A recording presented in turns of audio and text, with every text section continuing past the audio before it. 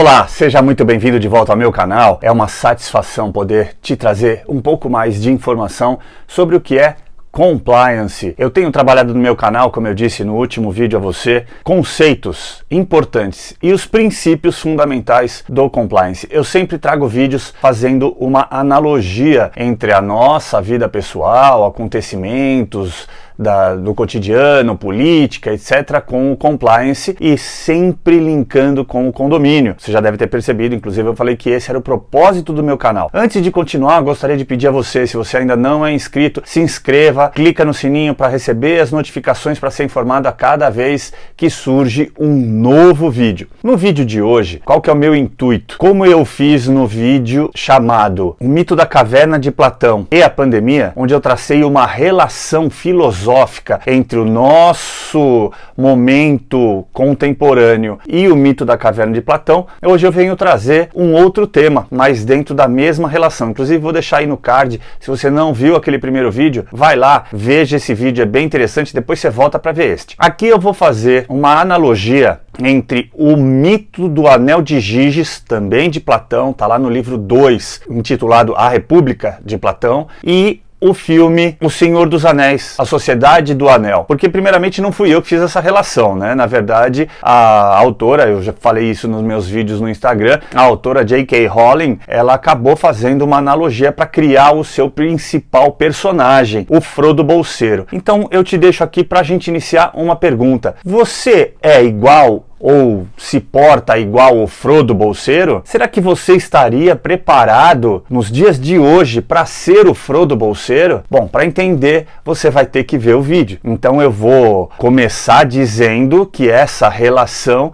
é uma ligação entre a filosofia, né, a ética, lá no filme O Senhor dos Anéis, e a ética do compliance, que é o seu princípio fundamental. Antes que eu rode a vinheta para a gente começar a falar da história de Giges, né, do livro de Platão, A República, como eu disse, o mito, o Anel de Giges, eu preciso te dizer que o intuito do meu canal é trazer sempre questões jurídicas e cotidianas, como eu já repeti, do nosso dia a dia ligados a compliance e ligado a condomínio. Então acaba de nascer uma nova série de vídeos, onde toda segunda-feira, às 11h30 da manhã, eu estarei fazendo uma live com o professor Dr. Paulo Papini, do canal Processo em Revista, onde nós vamos debater temas cotidianos dos condomínios. O primeiro da semana passada, que está aí no meu canal, inclusive, a gente tratou de alteração de fachada. Na próxima segunda-feira, a gente vai tratar sobre condômino antissocial. Então, se você tem interesse nessa área ou conhece alguém que tenha, indica meu canal, né, compartilha esse vídeo para que possa levar mais informação às pessoas. E sempre lembrando, recusa imitação. Para falar de compliance, só um profissional com certificação. Tem muita coisa por vir aí, tem muita surpresa. Mas a primeira é que eu quero te convidar a baixar o nosso e-book Introdução ao Compliance. Vai estar aí na descrição desse vídeo o link para você acessar o site e gratuitamente baixar o e-book Introdução ao Compliance para você saber mais sobre isso. Então, conto contigo. Vamos lá, roda a vinheta.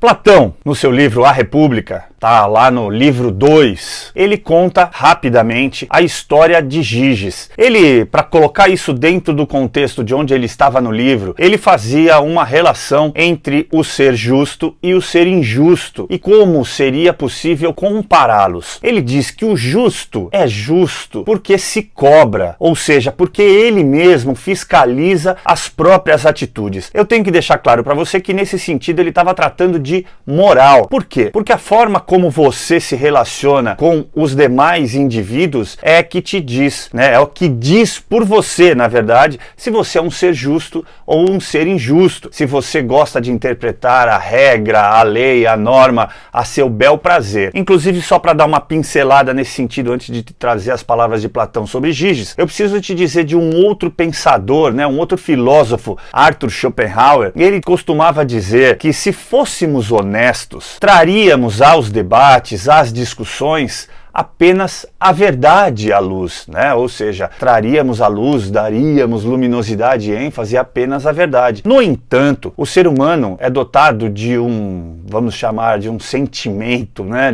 De algo que tem dentro dele, sempre em erupção, sempre latente, que é a vaidade. Aquela de ser melhor, de estar sobre alguém, né? Em termos comparativos, de ser superior. Um princípio da superioridade, claro, tá incluído aí esse sentimento, né, de vaidade, inclusive tratado aí pelas religiões como um pecado capital, não é? Para você ver o quão ruim ele pode ser se uma pessoa só vive disso. E nesse sentido, Arthur Schopenhauer trouxe pra gente em sua instrução, no seu livro A Arte de Ter Razão, que a razão, muitas vezes, ela pode vir acompanhada dessa vaidade, por não nos tornarmos ou não sermos totalmente honestos. E aí essa razão, ela nada mais será do que apenas uma tese. Então, se você não viu o meu vídeo intitulado Falácia da Falsa Dicotomia, eu vou pôr o card aqui para você, volta lá também, assiste, porque tá muito ligado, tá intrinsecamente ligado a esse fato, né, de o ser humano ser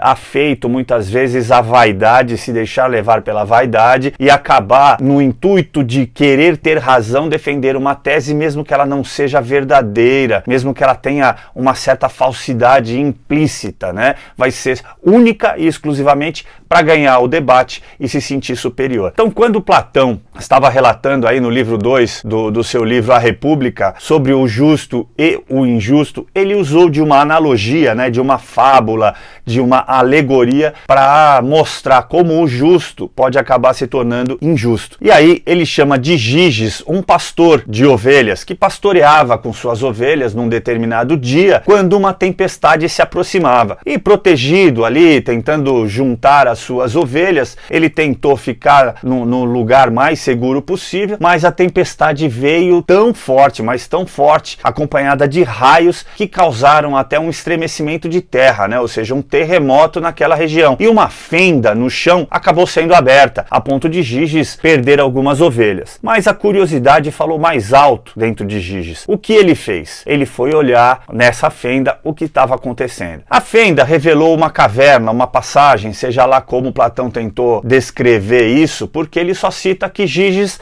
adentrou aquela fenda ao observar um cavalo de bronze e que ele percebeu que nesse cavalo haviam várias janelas, várias aberturas que estavam fechadas, mas que se mostravam aberturas. E ele, com essa curiosidade, dotado dessa curiosidade, ele acaba abrindo uma dessas janelas e avista lá dentro a figura de um ser humanoide, né, o que ele chama de humanoide, mas sobre-humano ou super-humano. Era um ser muito grande. E o que chamou a atenção de Giges ao olhar à distância por aquela abertura para esse ser caído é que ele estava sem vida e vestia, né, usava apenas um anel. Esse anel brilhava porque era de ouro, era feito de ouro, e chamou muito a atenção de Giges a ponto dele não se controlar, entrar nesse cavalo e se apoderar desse anel. De posse desse anel, ele voltou com as suas ovelhas, né, pastoreando, voltou com as suas ovelhas para a sua tribo, para a sua comunidade, e naquela data estava marcada uma reunião onde eles iriam discutir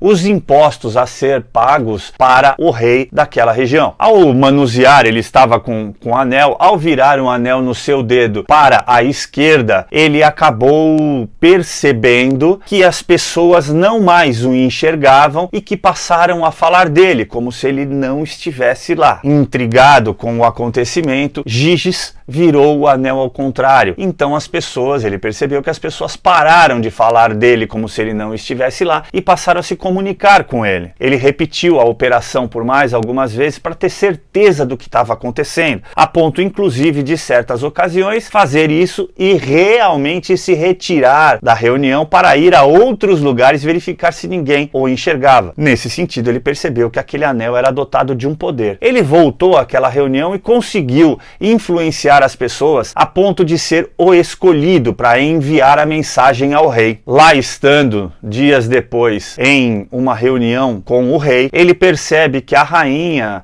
se interessou por ele, digamos assim, e ele conseguiu seduzi-la. Talvez fazendo uso do poder do anel ou não. Platão não deixa isso totalmente explícito, mas o fato é que, fazendo uso desse anel, não só ele convenceu a rainha, como os dois planejaram a morte do rei para que ele se tornasse rei. Essa é a história de Giges narrada por Platão. Talvez não com essas palavras, eu não fiz aqui uma transcrição ipsis literis, mas eu te trouxe toda a síntese da história de Giges. O que Platão quis dizer? Que um ser aparentemente justo, percebendo uma oportunidade, acaba por se tornar injusto e usufruir desse benefício conquistado, ou às vezes ganho. Dessa maneira, vamos rodar a vinheta para marcar, como eu fiz no outro vídeo de Platão, né, que eu falo da relação do mito da caverna e da pandemia. Eu fiz uma delimitação temporal e fiz a vinheta passar de novo. Então vamos fazer a vinheta passar e na volta a gente volta com a reflexão sobre isso, ligado ao Senhor dos Anéis, a Sociedade do Anel. Até já!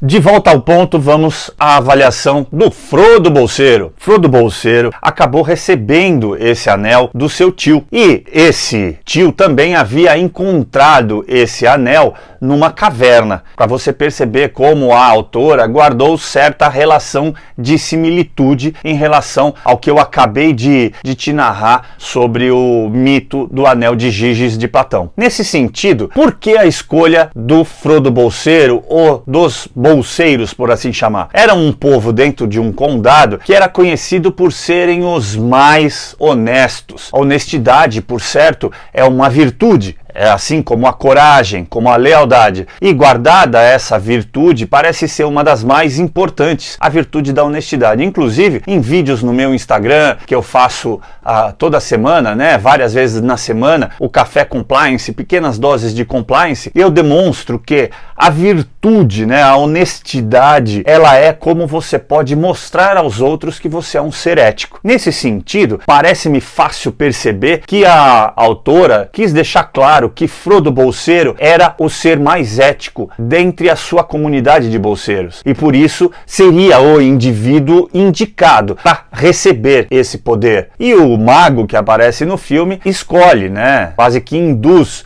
o tio do Frodo a deixar para o Frodo. Então Frodo, quando encontra o anel, porque ele não pode ser passado diretamente, enfim, tem toda uma fábula por trás disso. Mas o fato é que o Frodo parecia ser o ser mais ético dentre aquela comunidade, né? Uma comunidade de éticos, de seres éticos, mas que ele parecia ser o ainda mais, ele tinha um quê a mais, ele era mais ético que todos os demais. Inclusive tem uma peculiaridade no início da formação da tal Sociedade dos Anéis, né, ou Sociedade do Anel, que um grande amigo pessoal do Frodo, cresceram juntos, enfim, viveram juntos, eram muito amigos, havia um respeito mútuo, uma amizade muito grande. Ele acaba ouvindo a conversa do mago com o Frodo e descobre que aquele anel tem superpoderes. E aí o mago percebe e o chama para dentro e diz que ele tinha sido desleal. E para provar a sua lealdade, ele se compromete a proteger Frodo com a própria vida. Olha que interessante isso, vamos fazer uma marca aqui, como tem ligação com o compliance. A lealdade é outra virtude, acabei de falar. E aí, essa virtude, quando colocada, né, ou quando posta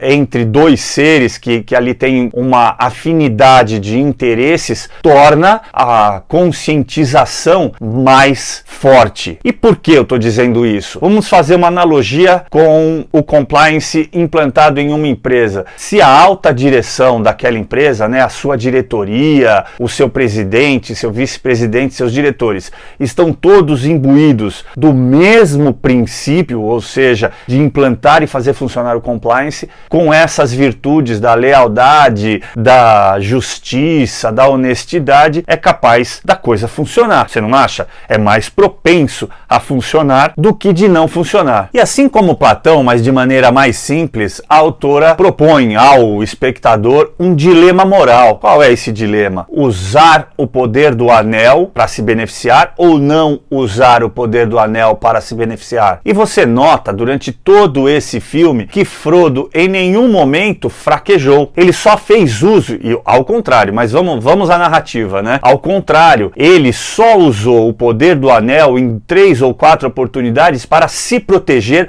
do ataque de outras pessoas que queriam lhe tirar o anel, porque já conheciam a sua lenda. Dessa maneira, Frodo estava não só protegendo a si mesmo, mas protegendo o próprio anel. Então me parece, assim como Platão disse, me parece justo e correto que ele tivesse usado o poder do anel para proteger, né, a sua incolumidade física. Ou seja, se ele é agredido, eles são frágeis, então em muitos momentos, para se proteger, ele faz uso do anel para desaparecer. A sociedade vai se formando com pessoas com afinidades de interesses, até o ponto de ser formada a tal sociedade do anel. Então eles passam a fazer uma peregrinação pelo filme até um determinado ponto onde o Frodo tem que levar esse anel para que ele esteja em segurança e para que um ser mitológico maléfico não tome esse poder, né, para si, tornando o mundo um mundo da escuridão. Nessa peregrinação é de se notar também que vários personagens dentro dessa sociedade sofrem com o dilema moral. Qual é o dilema moral? Não é um dilema ético. Vamos fazer essa separação. Então não se trata de um dilema ético, porque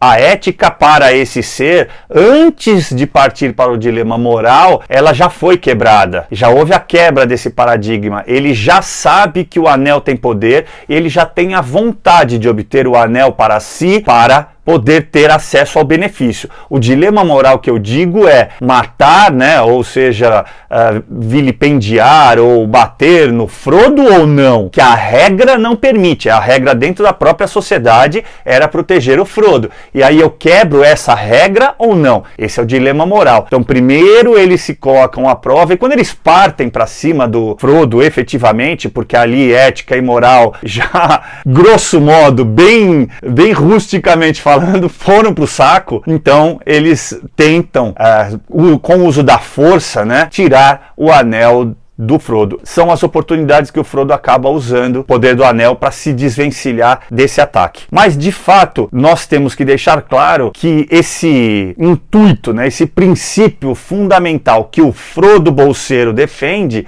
é justamente a ética. Fazer o certo porque era o certo a fazer. Ele em momento algum pensou na utilização do anel para tirar um proveito próprio. Olha que interessante isso, né? Era isso que eu queria te trazer, né, nessa relação do mito do Anel de Giges de Platão com o filme O Senhor dos Anéis, A Sociedade do Anel. Então eu vou rodar a vinheta de novo para fazer um break, para na volta a gente conversar sobre outros detalhes. E aí eu vou te fazer de novo mais uma pergunta.